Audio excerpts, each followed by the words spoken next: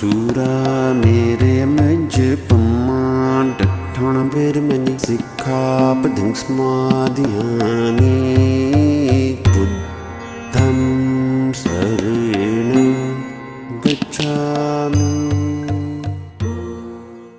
समन संघ का lesson number 5। एक सवाल जो लोग जुड़े हुए हैं, समन संघ में काम कर रहे हैं या काम करने का मन बना रहे हैं या कुछ अपने राजनीतिक स्वार्थ, कुछ चंदे वंदे का स्वार्थ वो पूरा ना होने की वजह से आए देखे चले गए, या कुछ जो पर्यवेक्षक टाइप होते हैं, विजिटर्स टाइप होते हैं, या जो ऊपर से देखते हैं कि क्या चल रहा है क्या नहीं, उनका एक सवाल आता है। और वो सवाल आता है, समन संघ का मालिक कौन? सवाल मन में भी रहता है और सवाल कई बार बाहर भी निकल के आता है। अधिकतर ये सवाल समन संघ की सभाओं के टेंट के पीछे रहता है। मतलब लोग जो चर्चा करते हैं समन संघ की संगति में नहीं पूछते, पोर्टल पर नहीं पूछते, पर पीछे इसकी बातें चलती रहती हैं।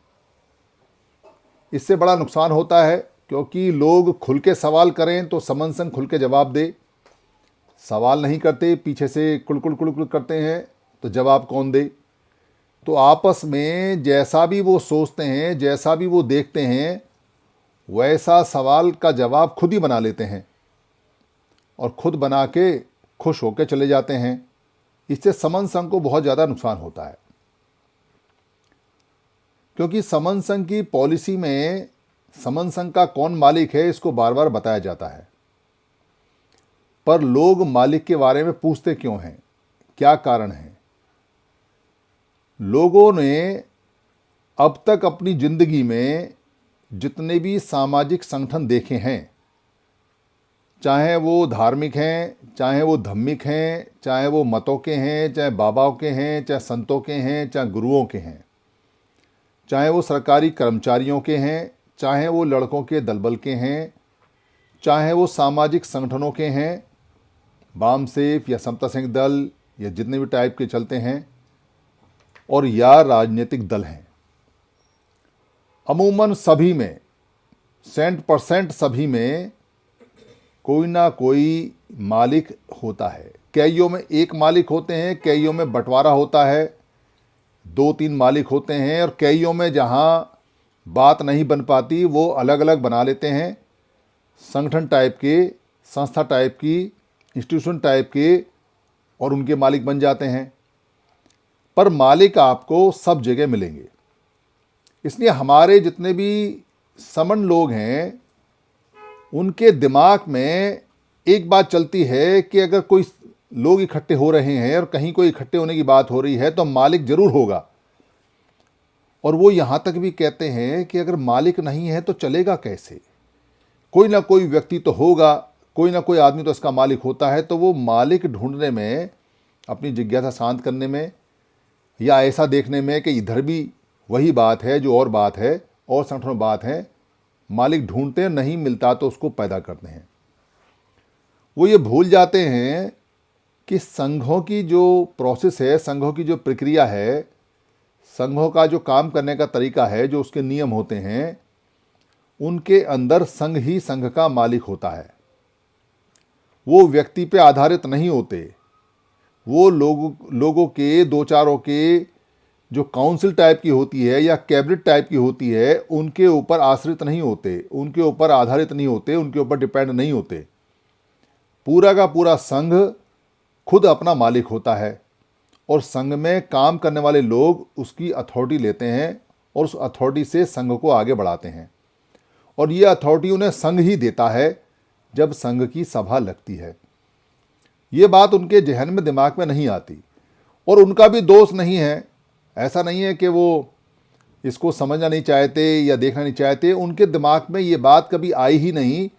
और उन्होंने जो संघ का प्रोसेस पुराने धम्मिक संघ में चलता था वो भी नहीं स्टडी किया, और जो भारत में संघ चलता है वो भी नहीं देखा।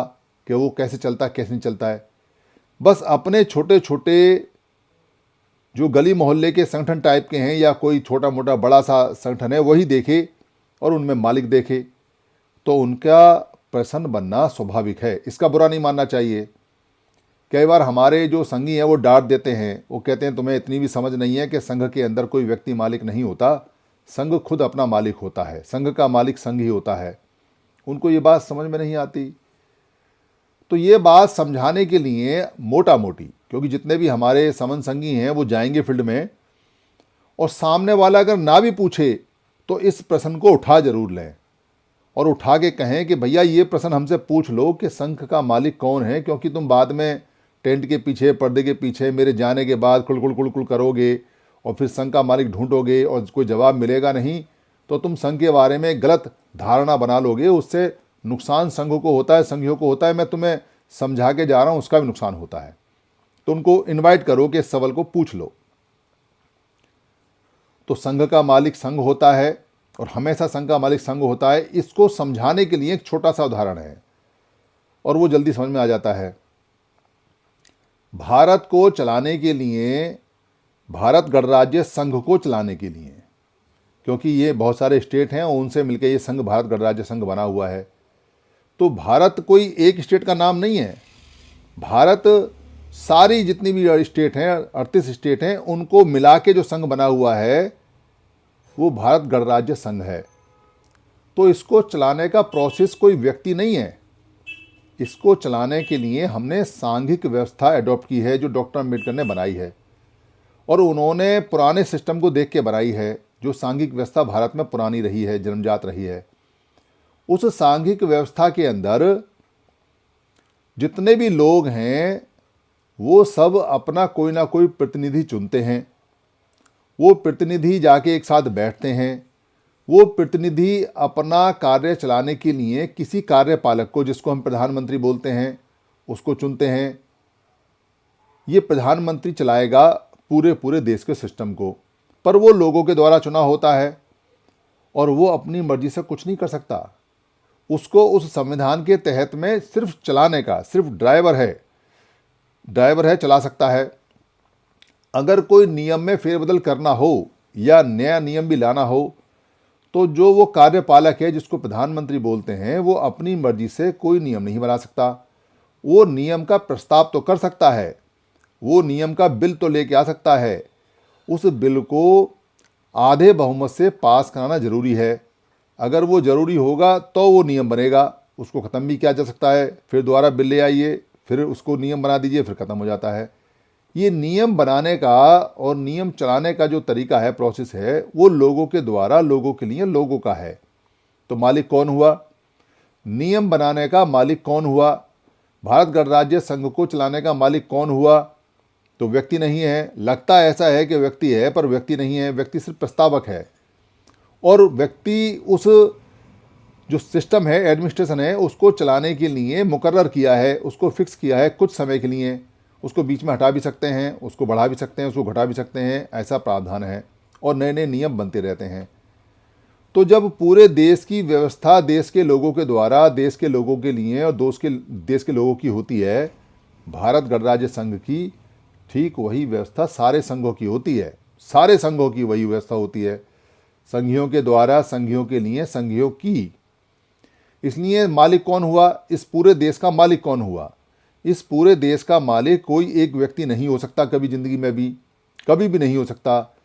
इस पूरे देश के मालिक देश के हर आदमी हैं, चाहे वो सत्ता में है या नहीं है, चाहे वो नियम बना रहा है या नहीं है, चाहे उसने पक्ष में बहुमत डाला है, अपना वोट डाला है या विपक्ष में डाला है, पर वो भारत का नागरिक है और भारत के इस भारत गणराज्य संघ का हिस्सेदार है।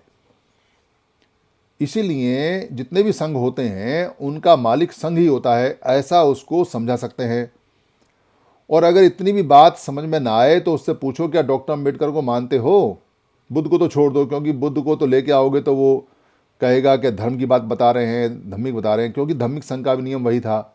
आप डॉक्टर अम्बेडकर की बात पकड़ो, तो डॉक्टर अम्बेडकर को अगर मानते हो तो उनके संविधान को मानते हो, और अगर उनके संविधान को मानते हो तो वो भारत गणराज्य संघ का संविधान है और उसका ही ये नियम है, और वही नियम हम यहाँ सवर्ण संघ में चलाते हैं।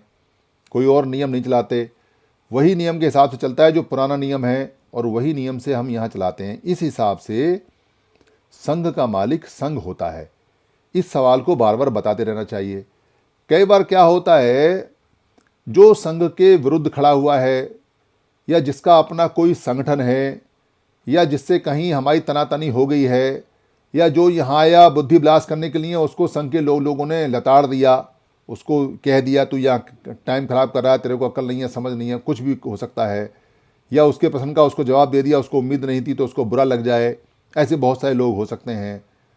ऐसे लोग क्या करते हैं, वो संघ के मालिक को ढूंढने के चक्कर में जो व्यक्ति संघ में ज़्यादा काम करता है, जिस क्षेत्र में ज़्यादा काम करता है, जिस स्टेट में ज़्यादा काम करता है, जो सबसे ज़्यादा अपना तन मन धन इसमें लगाता है, या जिसकी सबसे ज़्यादा वक्तव्य आते हैं या वीडियो आते हैं, या जिसका चेहरा दिखाई देता है वीडियो में, या जिसकी बात दिखाई देती है, या जो इनिशिएशन लेता है, ऐसा व्यक्ति कहीं भी हो सकता है, किसी स्टेट में, किसी ज़िले में, किसी गांव में, किसी उसमें, वो उसी को जानबूझ के संघ को नुकसान करने के लिए जानबूझ के उसको संघ का मालिक डिक्लेयर करने की कोशिश करते हैं।